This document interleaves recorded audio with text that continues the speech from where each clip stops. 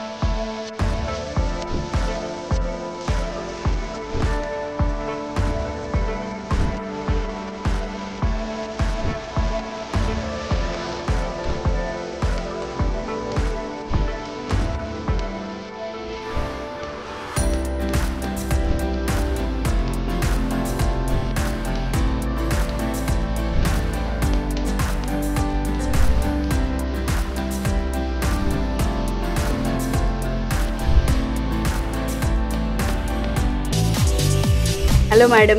Hi అమ్మ. పేరు? నీల. నీలా గారు. ఎక్కడి నుంచి వచ్చారు? మాది ఇదే పుట్టి పెరిగింది ఇక్కడే, హైదరాబాదే. పెళ్ళైంది నిజామాబాద్. మళ్ళీ ఇక్కడ అమ్మాయి ఉంటది మణికొండలో. నేర్చుకోవడానికి మీ అమ్మాయి దగ్గరకు వచ్చి ఉన్నారా? లేదు, ఇప్పుడు అమ్మాయి దగ్గరే ఉంటున్నారు. ఓకే. మీకు ఇంతకు ముందు తెలుసా స్టిచ్చింగ్? తెలుసు, కుడతాను. 95 లో 1.5 అమ్మాయిని పెట్టుకొని నేర్చుకున్నా. నాకు చాలా ఇష్టం. మా హస్బెండ్ ఒక 6 months ఒప్పించిన నేర్చుకోవడానికి. నాకు 4 అమ్మాయిలు.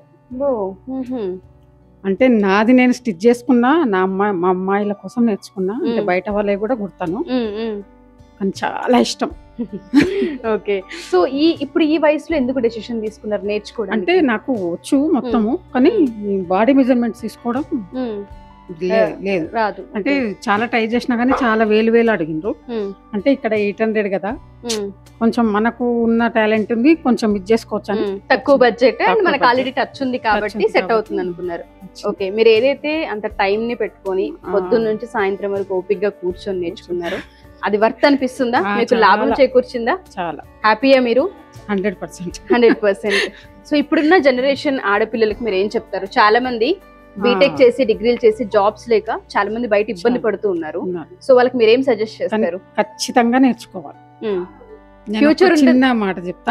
మా అమ్మాయిలకు అంత ఇంట్రెస్ట్ లేదు. అయితే నేను గుర్తూ ఉంటే నాకు మన్మరాలు ఉంది, 9 సంవత్సరాల మన్మరాలు ఉంది. అయితే ఒకసారి నీకు ఇప్పుడు ఎందుకే, వాళ్ళే నేర్చుకోలేదు నువ్వుకెందుకు అంటే, అదేమన్నా తెలుసా అమ్మమ్మ, చదువు లేకుండా ఉండగలుగుతాము, బట్టలు లేకుండా ఉండలేము. అసలు నేను ఎంత ఇట్లా అయిపోయింది కొంతసేపు. అంత థాట్ నాకు రాలేదు. అంటే పిల్లలకు ఇది లేదు, ఆమెకు అంత ఇష్టం. ఇప్పుడు నాకెంత ఇష్టం ఉండేనో ఆ టైంలో తనకు అంత ఇష్టం. కొనలేండి, మీ వారసత్వం వచ్చేసింది.